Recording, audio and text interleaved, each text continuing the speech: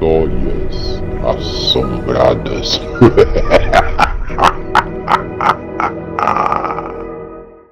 Olá, boa noite. Vamos para mais um relato do Histórias Assombradas. Gostando do canal? Então deixe o seu like, comente. Relato de hoje: um bode preto macabro. Depois de uma separação muito complicada, eu, meu pai e minhas 3 irmãs resolvemos nos mudar para um sítio no interior do Paraná. Na época eu tinha 16 anos. Eu me chamo Paulo, junto com minhas irmãs Natália, Maria e Joana. Joana era a mais velha, com 19 anos, Natália com 14, Maria tinha 13 anos e meu pai se chamava Onofre, tinha 52 anos. Como nunca havíamos morado em locais ermos, ficamos meio perdidos assim que nos mudamos para aquele sítio. Os fatos que narrarei aqui ocorreram entre os anos de 1973 a 1974. Naquela época não tínhamos experiência em vida no campo, tipo cuidar de animais como porcos, cabras, galinhas, coisas do gênero. Mas eu, como homem da casa, tomei a frente das tarefas, já que meu pai ainda se encontrava muito abalado com aquela separação. Minhas irmãs cuidavam dos afazeres domésticos no sítio e eu regava as hortaliças e cuidava dos animais. Nas primeiras semanas, tudo até que caminhava bem. Apesar disso, minhas irmãs reclamavam da diferença de morar em uma cidade e subitamente terem que vir morar num lugar tão isolado no meio do nada. Quem mais sentia a diferença era Joana, a mais velha. Naquela época, as mulheres eram muito cobradas e virgindade era tudo que qualquer homem exigia para se casar com uma mulher. Por isso, todas as minhas irmãs foram muito bem educadas. Joana era uma mulher muito bonita, porém muito tímida e nunca havia se envolvido com ninguém. Bem, e assim fomos tocando nossas vidas. Meu pai trabalhava fazendo pequenos serviços em algumas das grandes propriedades vizinhas. Foi numa sexta-feira e me lembro bem, já passava das 10 horas da noite. Estávamos todos dormindo. Eu e meu pai dormíamos no mesmo quarto e minhas irmãs dormiam as 3 no mesmo quarto. De repente, uma delas começou a gritar assustadoramente. Eu e meu pai nos levantamos rapidamente para verificar o que havia acontecido. Quando chegamos no quarto, Maria e Natália estavam bastante abaladas e com olhos que pareciam saltar de seus rostos, dizendo que haviam visto um vulto de um homem no quarto e o tal homem tinha os pés de um bode. Nesse meio tempo, Maria percebeu que Joana não estava em sua cama, dizendo que o tal homem havia levado minha irmã. Naquele momento, não soubemos o que fazer. Meu pai também ficou boquiaberto. Nos primeiros momentos, custamos a acreditar naquela história, quando de repente ouvimos outro grito, só que dessa vez do lado de fora do sítio. Era o grito de Joana. Então saímos correndo. E qual não foi a nossa surpresa quando percebemos que Joana estava toda suja de barro e se encontrava no meio dos animais, num pequeno celeiro que havíamos feito para proteger os animais por ali. Perguntamos a Joana o que havia acontecido a ela. Ela simplesmente não tinha respostas. Tudo o que ela se lembrava era que se deitou naquela noite e depois de algumas horas acordou ali, no meio dos animais. No dia seguinte, meu pai saiu para trabalhar, só que dessa vez ele ficaria fora por aproximadamente uns 4 dias. Eu Ficaria por ali com minhas irmãs sozinhas, mesmo depois daqueles acontecimentos sombrios. Assim que meu pai se despediu, ele ainda recomendou que eu ficasse atento e me deu uma velha espingarda, alegando que talvez aquilo pudesse ser útil. Enfim, eu e minhas irmãs nos despedimos de nosso pai, mesmo um tanto receosos e inseguros, pois a figura dele por ali nos dava uma certa segurança. Mas ele sempre dizia: Deus vai proteger vocês, não se preocupem. Adeus. Essas foram as últimas palavras ditas por meu pai, que logo em seguida saiu em sua velha rural, carros bem comuns naquela época. Então ficamos sozinhos por ali, eu, Joana, Natália e Maria. Naquele mesmo dia, antes da noite chegar, eu havia acabado de regar algumas plantas e, em seguida, me dirigi até o celeiro e não pude acreditar no que vi. Lá estava, entre as cabras e os outros animais, sim, um enorme bode preto. Fiquei muito assustado, pois assim que aquele animal me viu, ele me encarou com aqueles olhos que eram bem negros. Ainda assustado, olhei para os lados sem nada entender. Afinal, de onde veio aquele bicho? Cheguei até a pensar que talvez teria fugido de alguma fazenda vizinha. Mas um pensamento me veio à mente. Assim que nos mudamos para aquele sítio, eu e meu pai havíamos conhecido algumas propriedades vizinhas, mas eu não me lembrava de ter visto aquele sinistro bode. Estranhamente, os outros animais mantinham uma distância em comum daquele bode, como se tivessem medo de ficar próximo àquele bicho. Comecei a pensar então em histórias que os meus avós me contavam desses estranhos bichos serem coisas demoníacas. O bode então começou a me olhar fixamente, como se tentasse ler meus pensamentos. Sinceramente, eu me lembro que fiquei em transe por alguns segundos, quando de repente comecei a ouvir gritos desesperados. Eram de minhas irmãs. A noite havia acabado de chegar, até porque já estava bem escuro. Mesmo assim, eu saí correndo em direção à casa para me deparar com aquela cena perturbadora.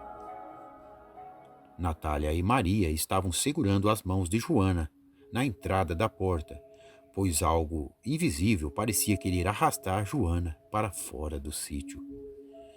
Fiquei assombrado com toda essa cena.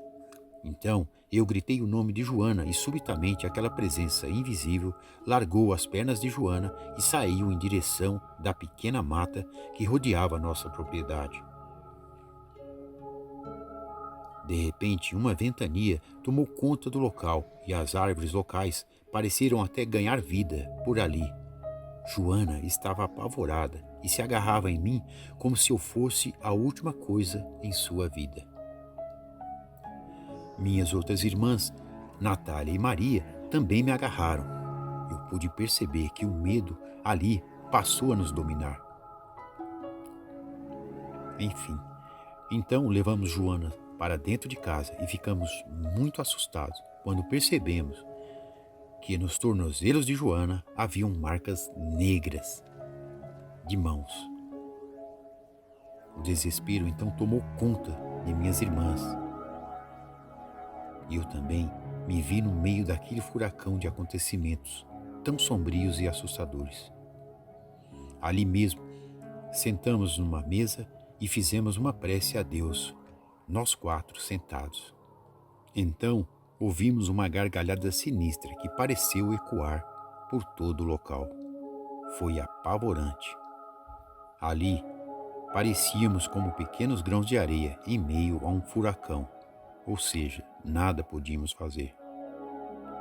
Foi então que veio em minha mente: o bode deve ser culpa daquela criatura. Peguei a espingarda para ir em direção ao celeiro, para dar cabo àquela criatura sinistra. A ventania era tão grande que eu mal conseguia me locomover. Minhas irmãs relutavam para que eu não fosse, mas eu disse a elas: deve ser culpa daquele maldito animal. Assim que cheguei, percebi que a criatura não estava mais no local e que o celeiro estava todo destruído, sem dizer que todos os animais estavam ali mortos misteriosamente. A maioria deles pareciam ter sido cortados ao meio. Foi realmente muito assustador, em meio a muito sangue. Imediatamente saí dali para ir de encontro às minhas irmãs, já que, de alguma forma, aquela entidade parecia querer levar Joana, a minha irmã mais velha. Aquela ventania praticamente arrasou toda a nossa propriedade e matou todos os animais no local. Parecia ser alguma forma de vingança. Tudo isso parecia ser, de alguma forma, uma vingança macabra. Foi algo bem tenebroso. E foi nesse cenário que eu cheguei junto às minhas 3 irmãs para então dizer a elas que tínhamos que sair dali, senão morreríamos também. Joana era a mais apavorada, pois foi ela quem sofreu muito mais nas mãos daquela entidade demoníaca. Com minha espingarda sempre preparada, nós 4 nos embrenhamos na pequena trilha para procurar refúgio em algum sítio vizinho. Tínhamos apenas uma lamparina velha em meio àquela escuridão. Minhas irmãs estavam assustadíssimas, que nem sequer uma palavra pronunciavam. Eu estava tão assustado quanto elas, porém elas depositavam muita esperança em mim.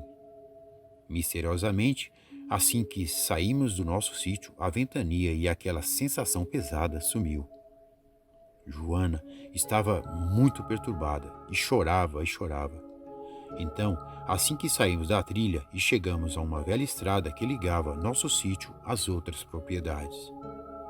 Maria e Natália procuravam confortar Joana da melhor maneira.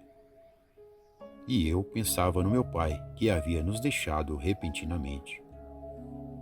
Estávamos exaustos, quando de repente minhas irmãs Maria e Natália, num breve momento, perceberam um barulho na mata e subitamente Joana começou a gritar assustadoramente e saiu sendo arrastada por algo invisível no meio da trilha. Fiquei boquiaberto e saí em busca dela, mas foi tudo em vão. Ela se foi no meio da floresta e sumiu misteriosamente. Naquele momento eu não sabia o que fazer, já que Natália e Maria gritavam por mim e Joana havia sido levada por algo maligno no meio do mato e nem mesmo a velha espingarda que eu tinha nas mãos poderia nos ajudar. Quando encontrei minhas irmãs, percebi que elas estavam apavoradas. Mas, para dizer a verdade, acho que eu estava muito mais do que elas. Nos abraçamos ali e então choramos copiosamente, principalmente por saber que algo teria levado nossa irmã Joana. Mas o que a teria levado? Amanhecemos por ali, e assim que o dia começou a clarear, mesmo exaustos e abatidos por aqueles nefastos acontecimentos, pois a forma com que Joana foi nos tirada nos assombrou e muito. Mas eu não sabia que ainda viria coisa pior. Assim que entramos na estrada, avistamos um pequeno caminhão. Era um de nossos vizinhos que fazia uma viagem de rotina. Tão logo ele nos avistou, ele nos reconheceu e disse que ia em direção ao nosso sítio. Seu Manuel ainda nos perguntou se a velha rural do meu pai havia se quebrado. Eu não entendi, pois disse a ele que meu pai havia saído para um trabalho no dia anterior e havia levado o carro. E foi com surpresa que ele disse ter encontrado a velha rural lá atrás, abandonada e sem as chaves. Por isso então ele perguntou.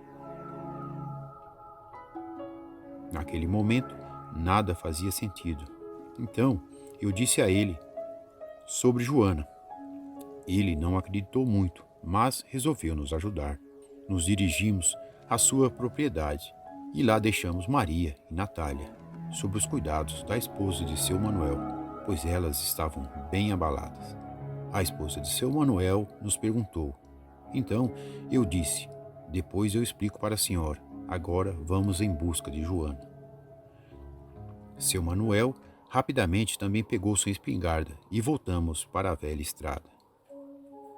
Foi aí que avistei a velha rural do meu pai, ali abandonada, sem nenhum vestígio dele. Então saímos em busca do meu pai e com os pensamentos em minha irmã Joana. Assim que descemos do pequeno caminhão, percebemos que havia uma trilha feita por alguém que parecia ter amassado as folhagens. Começamos a seguir essa trilha, para depois de uma pequena clareira nos depararmos com uma das cenas mais horríveis que eu jamais vou esquecer em minha vida. Estavam ali os dois corpos, o do meu pai e o de minha irmã Joana, pendurados em uma árvore, enforcados com os cipós das folhas.